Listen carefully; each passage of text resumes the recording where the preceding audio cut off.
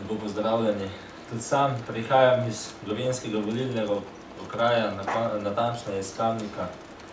Po izobrazbi sem inženir gradbeništva in kot, bomo rekli, gradbinec, najbolje vem, kako je občutiti gospodarsko krizo.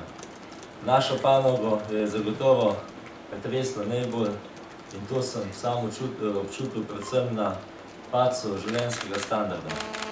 In ni vsem, kaj se trenutno dogaja z državo, ker ne vidim kot gradbinec trenutno priložnosti niti za svoje otroke.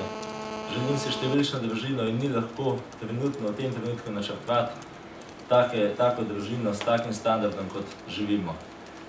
Mladi se soočamo predvsem z problemom zaposlitve. Kdo je tukaj kriv? Sam menim, da je izvirni greh vsega skupaj se začne pri 15 letih, ko se mladi izbiramo študij.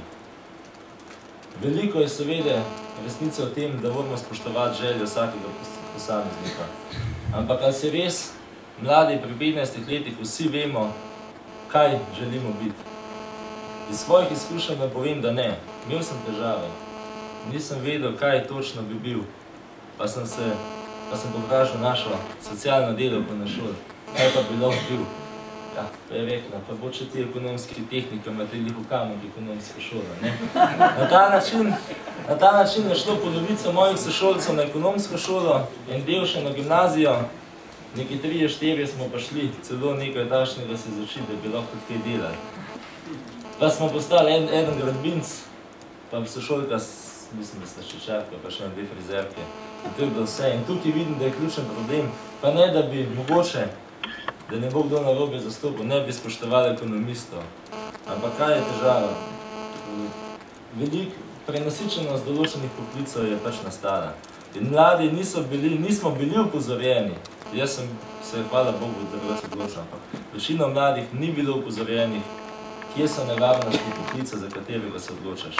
Da je sicer poklic dober, perspektiven, da je možno v njem uspeti, ampak da so težave z zaposlitvami.